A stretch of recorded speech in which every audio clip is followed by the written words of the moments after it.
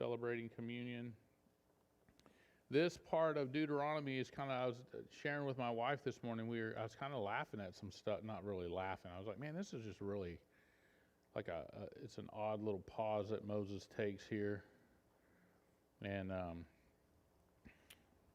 from the war, right? So he tells Israel how to have a war, how to conquer the land, what they're supposed to do, how to capture enemies, how to offer peace.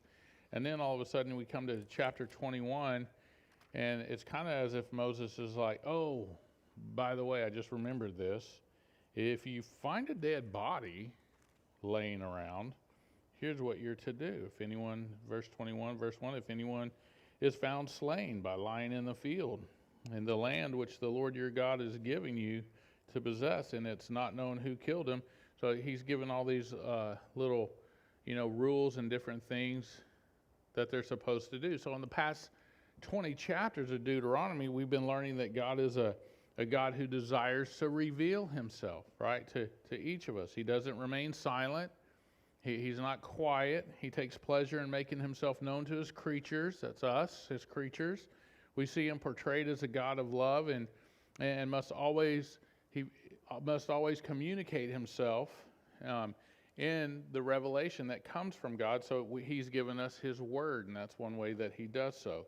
So today we see that God is still setting up a governing system on how he wants his creatures to live life. And it goes back to what we've always said. He doesn't want us just to do it our way. He wants us to do it his way, which is the best way. And so he is a God of great wisdom and great power. One time, my kids and my wife and people who know me that are close know that one time it was 1986. So I was about 19, 20 years old, and I was gonna hitchhike from Dallas to Denton.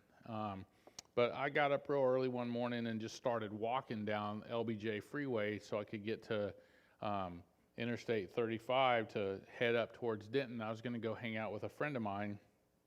Anyway, I don't know what I was thinking when I started walking. I didn't have a car, but I was walking, and as I got to one part on the freeway, I saw these boots laying in the kind of out of the grass on the freeway.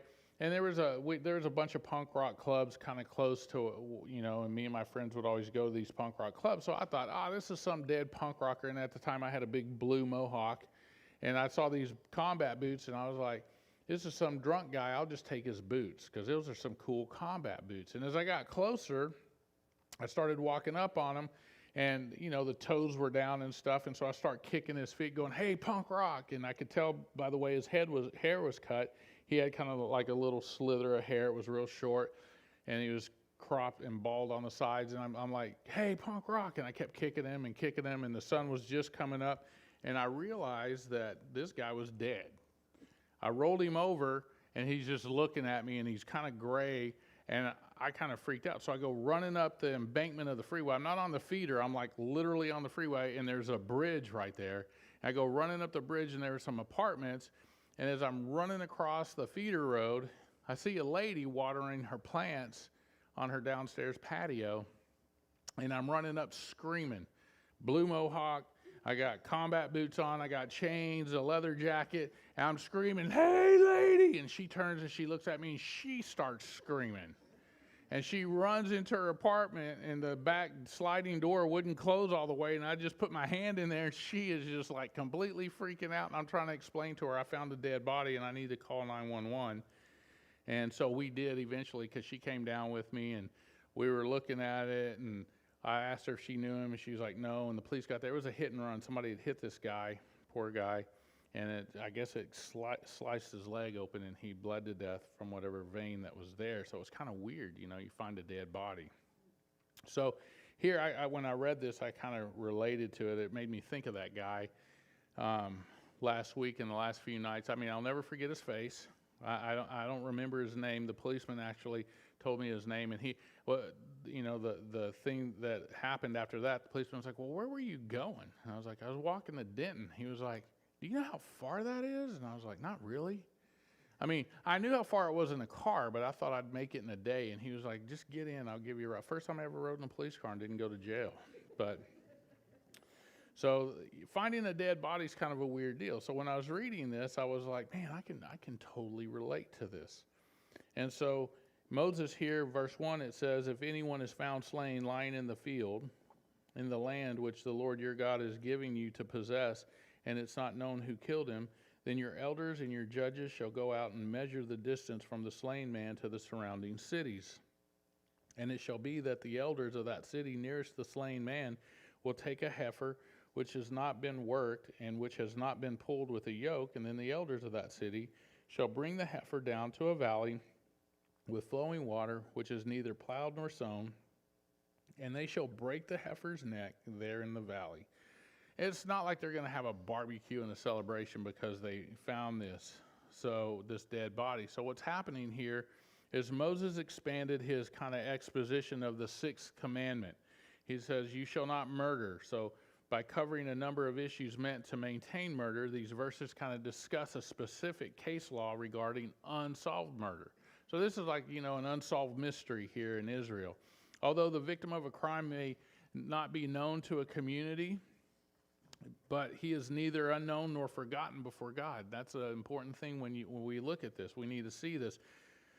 The community, the closest city, must declare its disapproval and its separation from such crime. So the problem is murder pollutes or desecrates and defiles God's land.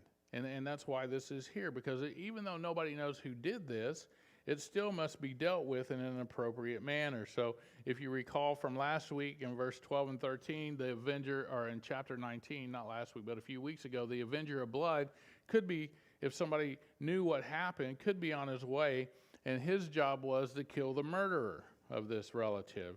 And so this theological effect that's going on here is kind of what's to happen is the avenger of blood is to purge that effect of innocent blood from Israel, and then it would go well with them. But here, therefore, this murder, which is not going to be avenged because nobody knows who did it, as in this present case, some kind of cleansing was still very necessary so they could purge the land. And it's very important to understand that.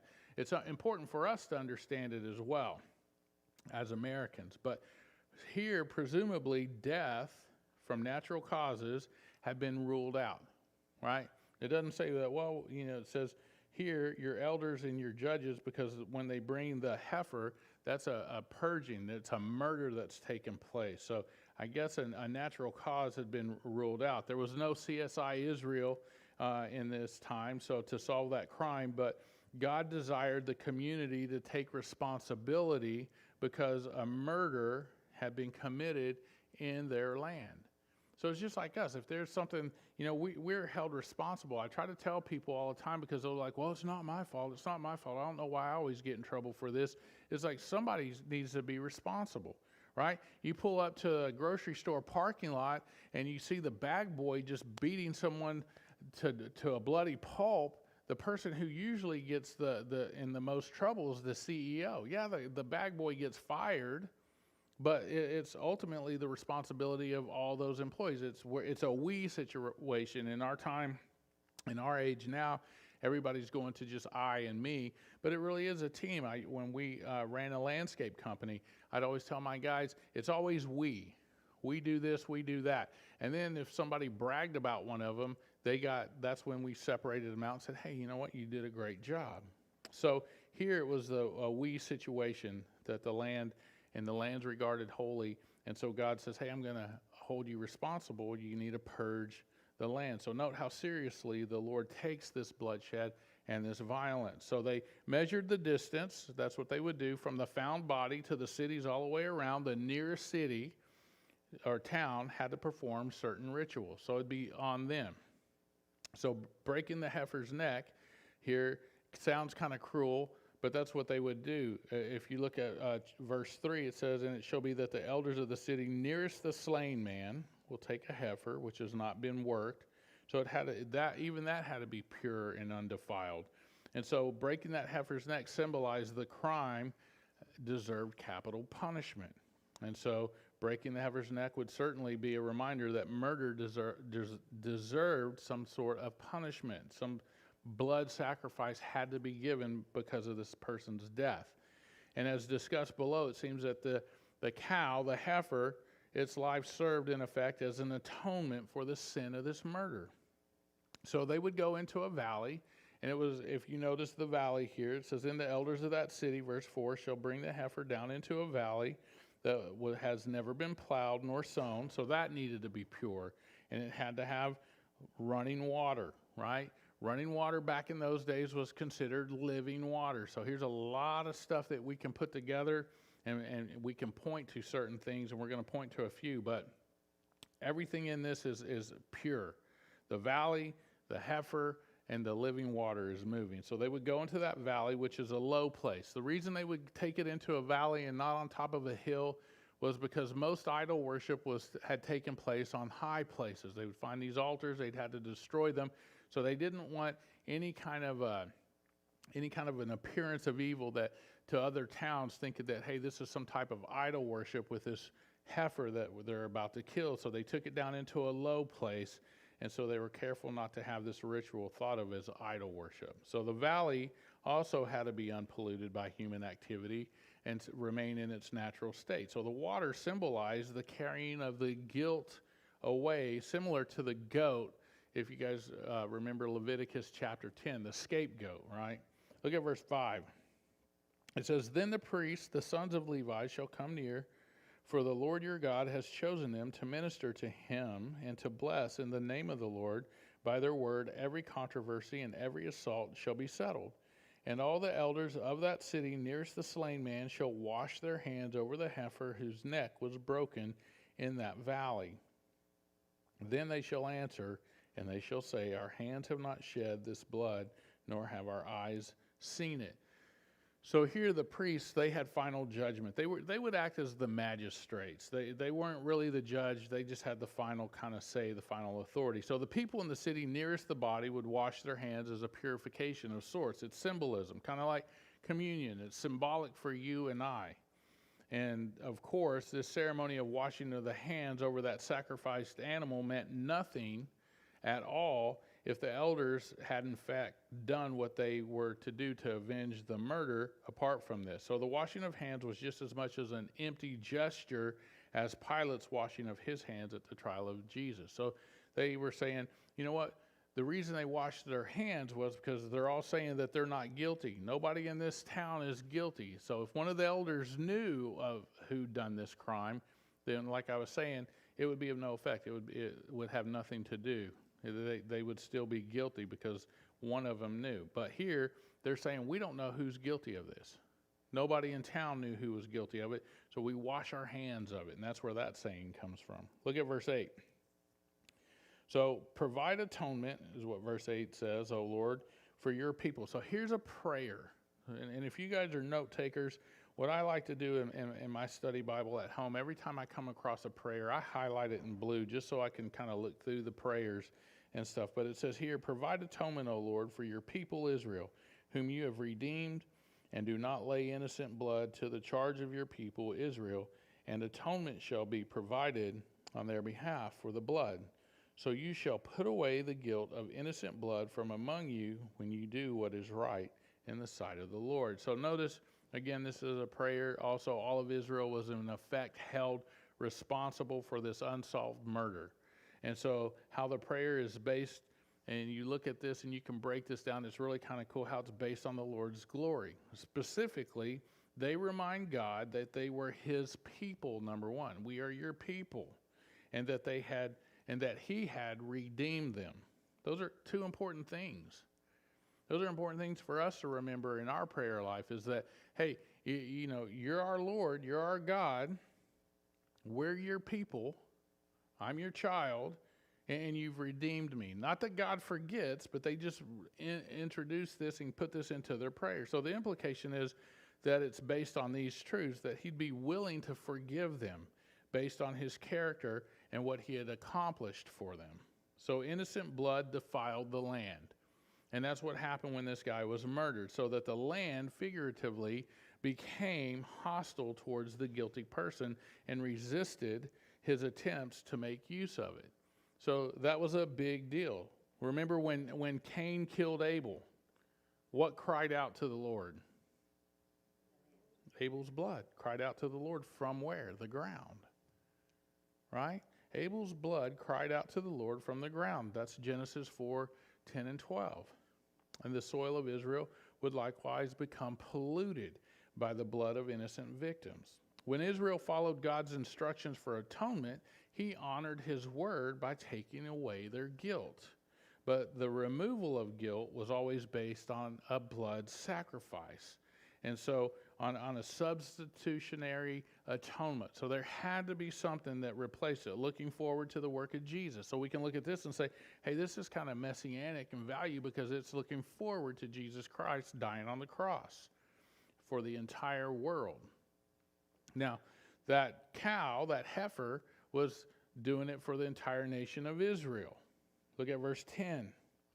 So now we get to a complete different, it's like the whole murder thing's over. Moses is like, here's the prayer, this is what we're going to do, and boom, let's move on back to the war stuff. So he's like, oh, by the way, I just remembered something I need to tell you. Now let's get back to taking captives after we go in and beat the Canaanites and beat all the people around it. Look at verse 10. It says, when you go out to war against your enemies, and the Lord your God delivers them into your hand, and you take them captive, and you see among the captives a beautiful woman, and you desire her, and would take her for your wife, then you shall bring her home to your house, and she shall shave her head and trim her nails. Verse 13, she shall put off the clothes of her captivity, she shall remain in your house, and she shall mourn her mother and her father for a full month. And after that, you may go into her and be her husband, and she shall be your wife. And it shall be, if you have no delight in her, then you shall set her free, but you certainly shall not sell her for money, and you shall not treat her brutally, because you have humbled her. So here's this weird little pause that comes in right after all this, and so when they conquered a land, the context is he's speaking about war outside of the promised land. Remember, they were to wipe out. This wasn't to be a Canaanite woman. God's like, no way, you don't ever want to mess with the Canaanites. We're going to kill all of them, like we talked about last week. Every breathing thing that belonged to the Canaanites died. These are people from outside of the land. So in context, he's speaking about those people. So the Canaanite women were to be killed. Obviously, this section deals with non-Israelite women who were not Canaanites. So this is important. Here's a lesson in how the flesh works when we take a look at it. Here's how it works out when you look at this. It says see, right? Starts with your eyeballs. Everything, most of the time, starts with our thoughts, but it starts with our eyes. We might see something that we hadn't thought about. And then we take it and internally turn it around. And so it talks about seeing, and it says beautiful. You see that she's beautiful, and now you desire. So first there's the see, right? Here's this whole design. I see it. I design in my head that I want it, and I have this desire, and then you take it. Joshua chapter 7:21 has a very similar progression in it. It talks about seeing beautiful, and then you can say coveted. They coveted whatever they wanted. They took it, and they concealed it. This was in the sense of Ai and Achan. So we see the same sequence in Genesis chapter 3, verse 6. When the woman saw that the tree was good for food, and that it was a delight to her eyes, and that the tree was desirable to make one wise, she took from its fruit and ate it, and she gave also to her husband with her, and he ate it. So here's the lesson. Look out what you look at. Look out what you look at. Be careful what you look at. And this is important because desire, translated with, it means to reflect on, to sit and think about it, to ponder it. That's what the word in Hebrew means, is to sit and think about it, to mull it over and mull it over. You know, we can control our own thoughts. You are in charge of what you think about. So be careful what you think about. Be careful what you look at. There's some things you just can't help looking at. It crosses your path, you stare at it, and you've seen it, and it's over. And now you can choose to either think about what you saw and desire what you saw in that way, or you can change your thoughts and think about something else. But it's talking about an inner reflection here, a processing of information by thinking about it very carefully. And so in this case, the information his eyes see in the beautiful, right, form of a woman, And note, even here, God is protecting the woman when we look at this, because here's this guy, he sees this, he's like, hey, we're going to war. I just wiped out her whole family, and I'm going to grab her. I like her, and I'm going to take her for myself. Now, some commentators, I won't mention what denomination, but some commentators are like, oh, well, what this means is, and they really kind of get scared. This is one of those scary passages that I know a lot of people don't like to teach on, because it comes up on another part where if a man has two wives, bum, bum, bum, and this guy's out the war, he's married, and he brings home another, honey, I'm home, and oh, by the way, I got another wife. And you and I are like, man, my wife wouldn't go for that at all. And she shouldn't. But a lot of people, these guys are like, well, that means that, this guy was single and his other wife died, so he's okay to have this other wife. That's not what it's talking about. And we're going to look at it, and we need to see it and for real. But note that even here, God's protecting the women in this, because the Israelite male could not simply just grab her, use her for sexual favors, as his fallen flesh would likely do, and would desire. And he has to man up and actually marry her. So we could say this is a single guy.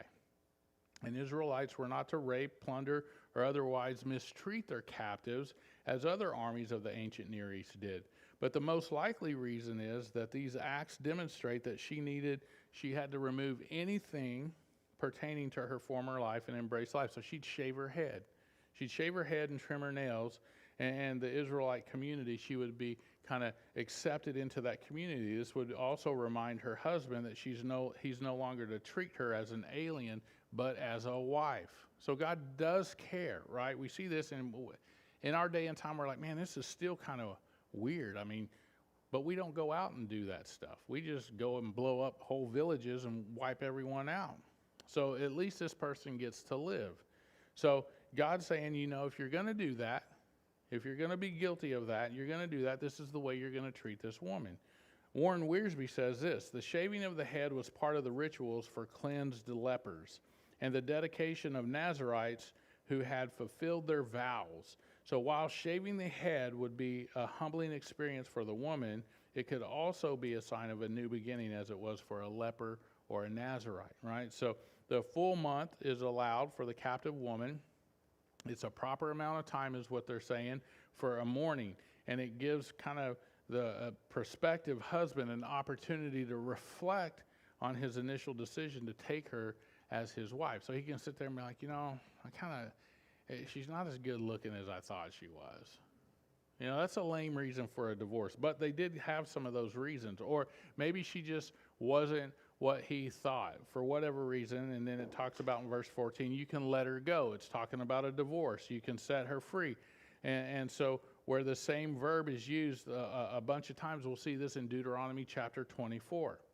And it says what might not please. So maybe he didn't please her, and she didn't please him. So they come to an agreement. So for one thing, the Israelites, they serve God, right? They're to serve God, and she may not find that acceptable. She may be like, well, I don't want to serve your God. And so now you got kind of some division in the household. You got problems.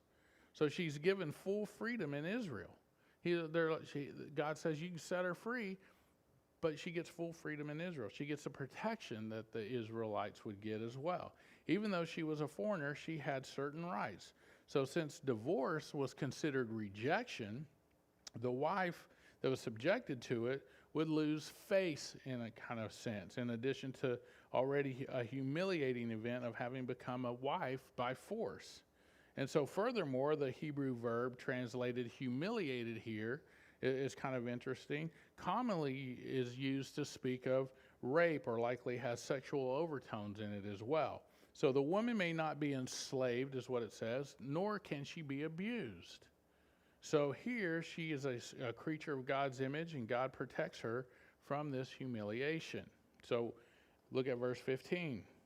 And if a man has two wives, one loved and the other unloved, and they have borne him children, both the loved and the unloved, and if the firstborn son is of her who is unloved, then it shall be, on the day he bequeaths his possessions to his sons, that he must not bestow firstborn status on the son of the loved wife in preference to the son of the unloved wife, the true firstborn. But he shall acknowledge the son of the unloved wife as the firstborn by giving him a double portion of all that he has, for he is the beginning of his strength. The right of the firstborn is his. So here we see this. This is, if you guys remember, we talked about having a question answer. If you guys, I'll give you a question. I know the answer to it already, but in case you're thinking about asking it, what about Abraham and Hagar and Ishmael? So I know the answer to that. I mean, it's a good answer. I'm not going to go into it here. But here, monogamy was always a divine ideal for marriage in the Old Testament. Genesis chapter 2 tells us that. Polygamy, though practiced by some, it never appears ever, and you don't even see it here, in a positive light in the Old Testament. The Bible never describes a truly happy polygamous marriage. You never see it. You can look for it. I challenge you to find one, but you'll never see it. So one reason was that one of the wives would always be loved more than the others, right? So if you had more than one wife, and I don't know why any guy would want to do that to himself, but the husband was forbidden in this case to follow his feelings and disregard the law. Because if you have two wives, you think about it, one's always going to feel unloved. There's always going to be some kind of division in the household. So one's going to be like, hey, like I was telling my wife this morning, one bedroom's always going to be cold. You're going to need a coat to walk into one of those bedrooms all the time. And then, just like we see in Genesis with Abraham and Hagar and Sarah, there was always conflict. Always conflict. So his firstborn son is what this is talking about, must be given a double share. So the firstborn of the unloved or the loved, whoever was first, whichever boy was born first, that was the one that got the inheritance. And so a lot of people ask, well, what about the firstborn daughter? Why not them? Well, here's how this plays out. The firstborn son was the one to take care of the wife. The daughter, when she marries, the husband was to take care of her. So she didn't, and I have friends that have daughters and they have their older kid is the son, and they'll give a lot of money to the son because they're like, well, he's got to take care of his wife. And if you're going to marry someone, young lady, you better marry someone that's going to be able to take care of you. And that's how it should play out. But yeah, the dad still does throw some bones to the daughter, but not, like the firstborn son. So that's how that works out here. So the son was always given a double share of the father's inheritance, even though he was the son of his father's unloved wife. Now you can ask the question about this, again with Ishmael. And so it was because of Sarah, they did things in their own way and thinking that this is the way they were to populate. So God took care of Hagar and Ishmael. Scripture doesn't always pause to kind of state the obvious. That's what we have to really understand.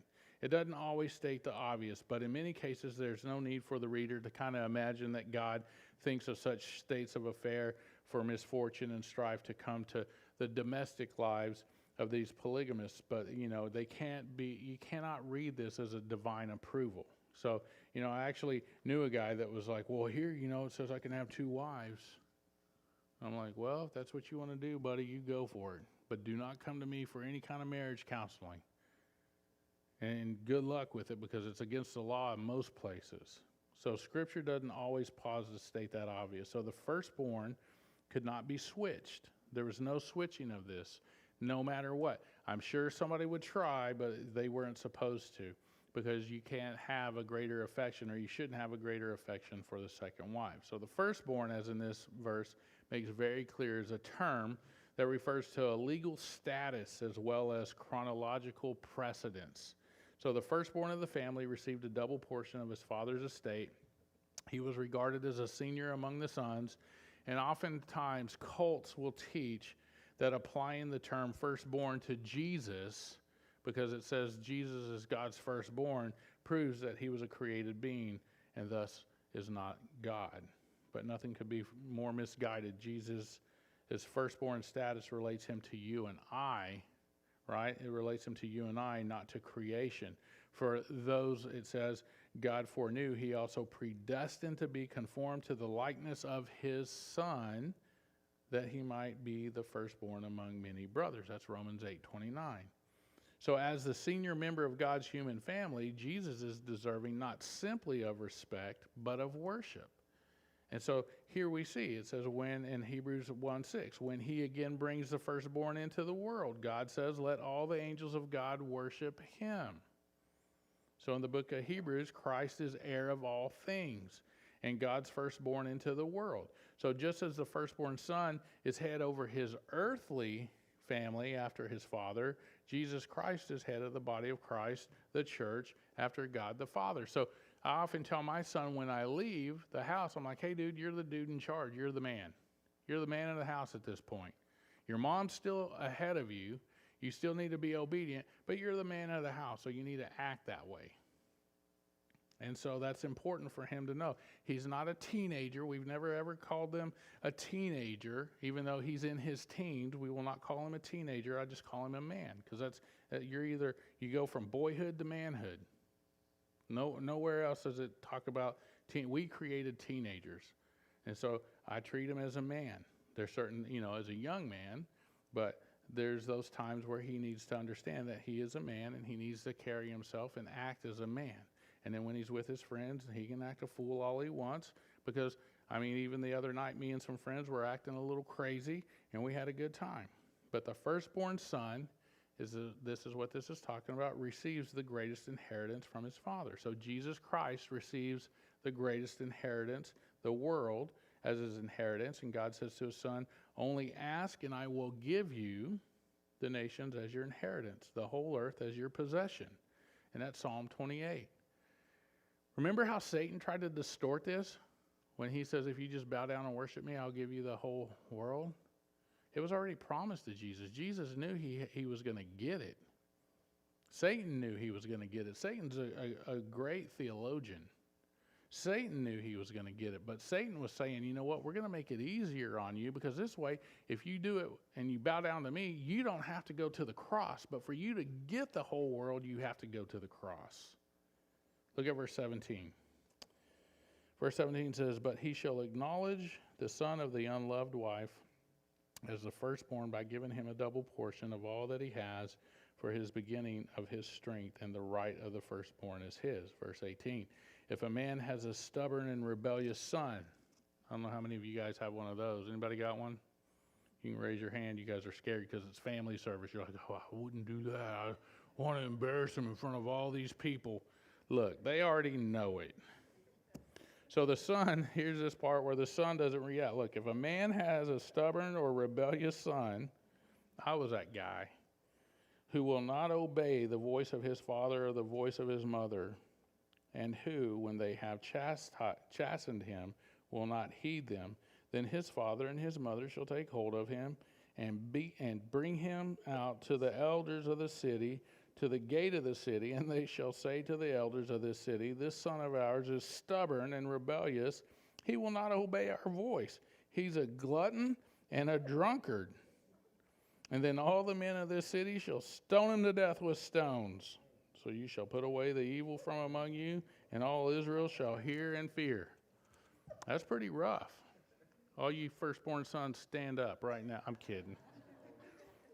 We're going to beat the tar out. Hey, if you got a beating with a stick, that's way better than getting hit with a bunch of rocks by everybody in town. There's something to be said about that. You can curb a lot of crazy with a stick and a belt. So the son doesn't react. So this is what this is talking about. The son doesn't react or even show that he cares to be disciplined in the instruction. And the implication is this. This is a chronic problem. God's saying this is a chronic problem that's never going to leave this child. Stubborn. The word in Hebrew is one who will not be persuaded to obey by any type of authority. So taking them out to the elders, that's kind of an embarrassing thing. You're walking out there with your mom and your dad, and all your friends are looking like, oh, yeah, there he is. He's going to the elders. And then you see some dude over there picking up a bunch of rocks, and you're like, oh, there goes poor old Billy. He's dead.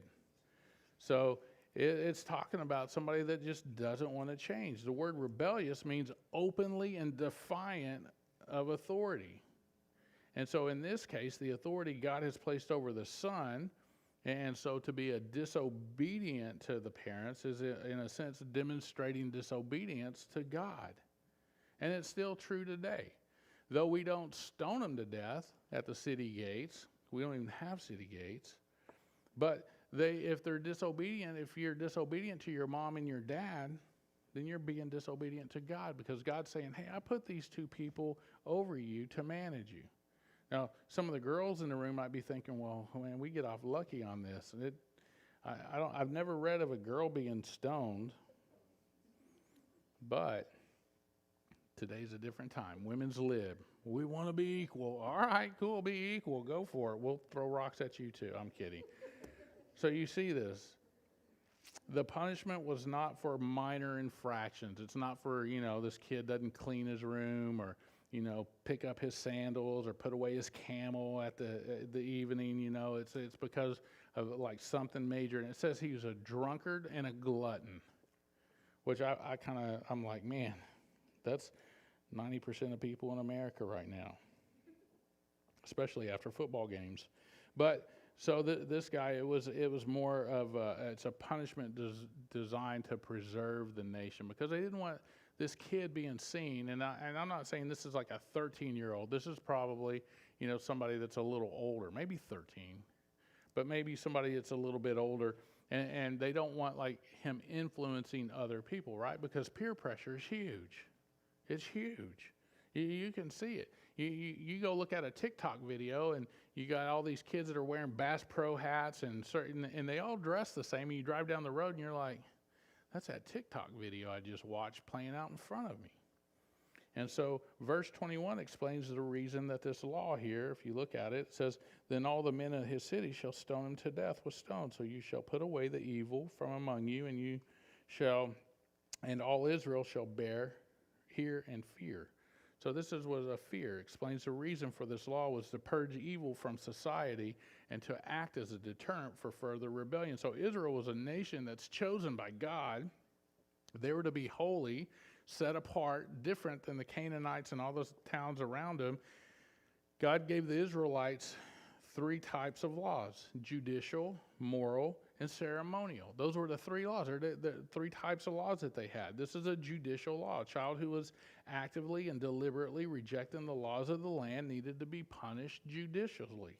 Look at verse 22. It says, if a man has committed a sin, so not just a son, deserving of death, and he is put to death, and you hang him on a tree, his body shall remain overnight on that tree, but you shall surely bury him that day, so that you do not defile the land which the Lord your God is giving you as an inheritance, for he who is hanged is accursed of God.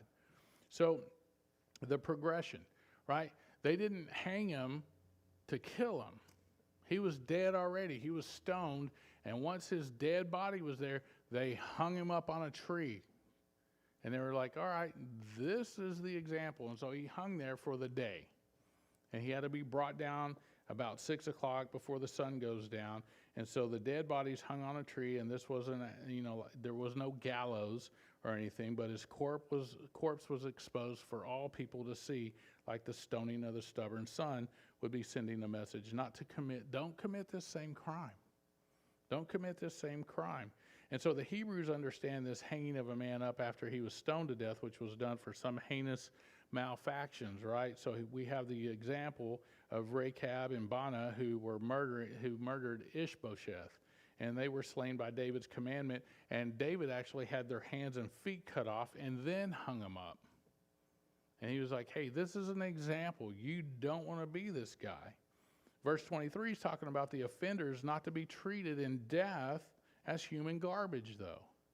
Yeah, he's hung up, he's dead, but he's not to be human garbage. The body of such a man might, in certain cases, be hung on that tree as a display of justice and serve as a deterrent to lawlessness, but the humiliation to his memory and his family must not be too excessive. So God still cares. There's still some mercy. This was a way of kind of tempering the most severe judgment with mercy.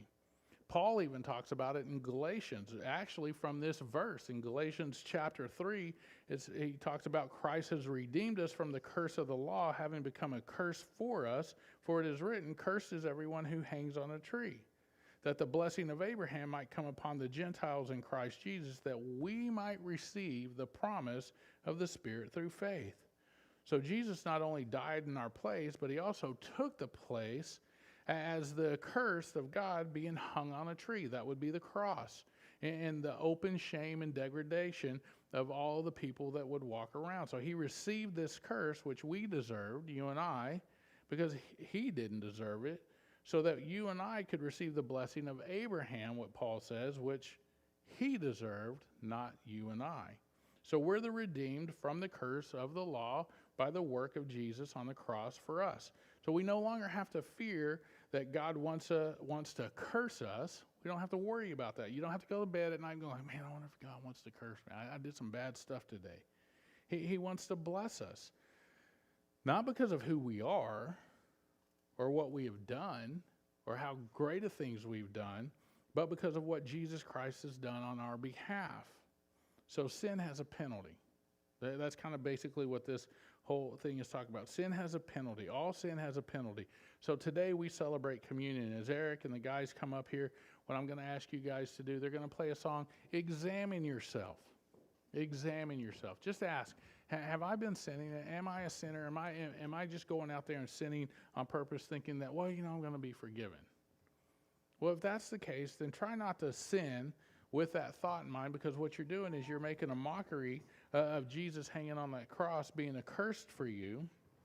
But what we want to do is remember that Jesus has forgiven us and remember what Jesus has done for us. He took our punishment, being tortured and beaten and then hung on a tree. And that curse on sin was borne and witnessed, and the sin was atoned for before God, because the one who suffered its penalty was sinless.